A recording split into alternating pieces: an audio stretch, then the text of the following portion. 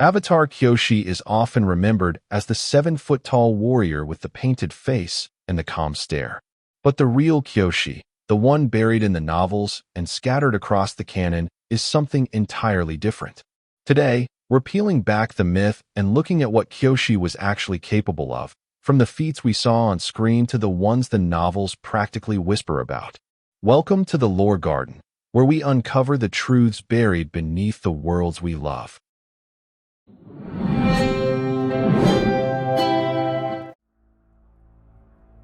Let's start with the show.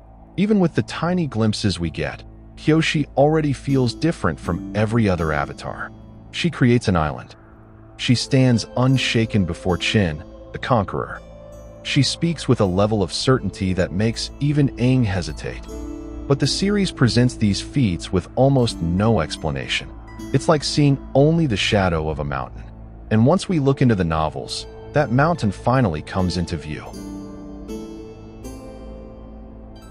In the Kyoshi novels, she's not a calm master. She's a girl thrown into chaos, grief, and betrayal, and forced to shape herself into something stronger. What we learn is simple. Kyoshi wasn't born unstoppable. She built herself into it. And the bending feats she pulls off in these books, they don't fit neatly into the Avatar scale we thought we understood. Kyoshi's earthbending isn't elegant. It's heavy. It's violent. It feels like the ground itself recognizes her. Even early in her training, her raw force dwarfs even the most experienced benders.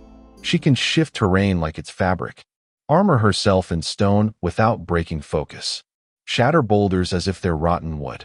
And what's wild is that she's doing this while still figuring out who she is. Her earthbending grows as she does, unrestrained, unapologetic, and deeply tied to her sense of justice. Kyoshi's airbending is one of the most surprising parts of her story. She doesn't glide like an air nomad, and she doesn't try to. Instead, she weaponizes air the way a storm does, sudden, overwhelming, and impossible to predict. At one point, she unleashes a blast so strong it sends enemies flying and stops an entire fight in a single move. No philosophy, no elegance, just raw, instinctive power. Kyoshi's firebending gets overshadowed by Rengi, but she learns from one of the best firebenders of her era. Her flames aren't reckless or emotional. They're controlled, almost surgical. She uses fire the way an artist uses a brush, except her brush can level a room. Kyoshi's waterbending isn't emotional, spiritual, or fluid in the way we usually see it. In the novels, it comes out sharp, efficient, cold. There's something unsettling about the way she uses water. It's not her dominant element, but when she chooses to use it, it has finality.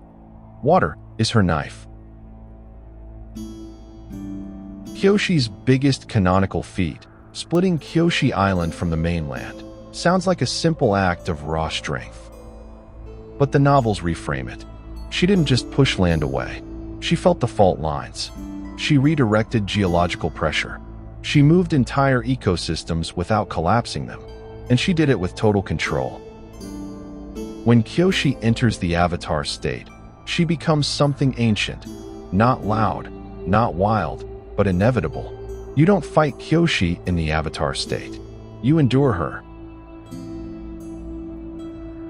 One thing the novels make painfully clear is that Kyoshi doesn't use power the way most avatars do.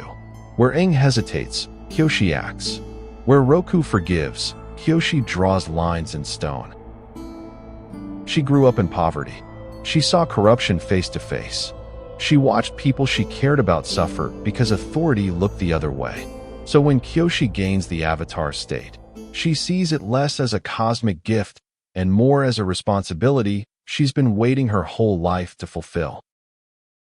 This is why her power feels different. Not chaotic, not emotional, purposeful, focused, and, when necessary, unforgiving.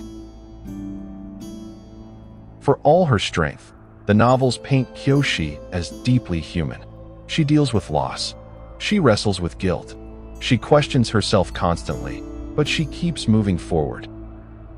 Her relationship with Rengi grounds her. Her bond with her companions shapes her, and every mistake she makes becomes a lesson she refuses to ignore.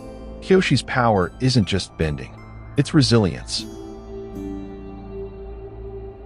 With everything we know, the show, the novels, the comics, Kyoshi stands at the high end of Avatar power, not just because she's strong, but because she understands the weight of her decisions. Some avatars seek balance. Kyoshi enforces it, and that's what makes her terrifying. If you want more deep dives into Avatar history, let me know which Avatar we should explore next: Roku, Yangchun, or maybe the first Avatar himself, Wan. And if you enjoyed this one, consider subscribing. There's a lot more to uncover. Until next time, keep exploring.